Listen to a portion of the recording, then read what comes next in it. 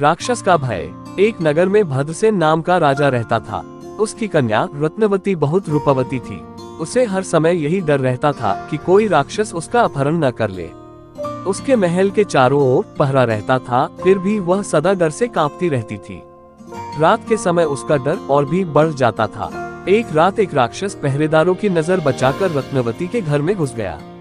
घर के एक अंधेरे कोने में जब वह छिपा हुआ था तो उसने सुना कि रत्नवती अपनी एक सहेली से कह रही है, ये दुष्ट विकाल मुझे हर समय परेशान करता है, इसका कोई उपाय कर। राजकुमारी के मुख से ये सुनकर राक्षस ने सोचा कि अवश्य ही विकाल नाम का कोई दूसरा राक्षस होगा जिससे राजकुमारी इतनी डरती है। किसी तरह ये जानना चाहिए कि वह कैसा है, कितना बलशाली है। ये सोचकर वह घोड़े का रूप धारण करके अश्वशाला में जा छिपा। उसी रात कुछ देर बाद एक चोर उस राजमहल में आया। वह वहां घोड़ों की चोरी के लिए ही आया था। अश्वशाला में जाकर उसने घोड़ों की देखभाल की और अश्वरूपी राक्षस को ही सबसे सुंदर घोड़ा देखकर वह उसकी पीठ पर चढ़ गया।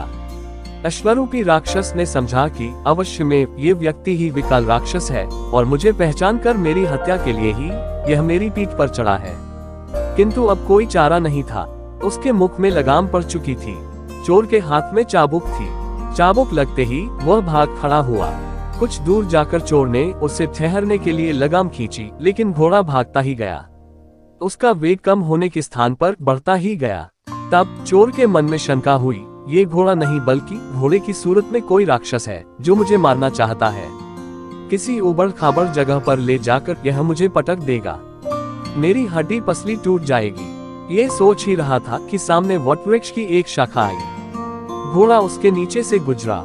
चोर ने घोड़े से बचने का उपाय देखकर शाखा को दोनों हाथों से पकड़ लिया।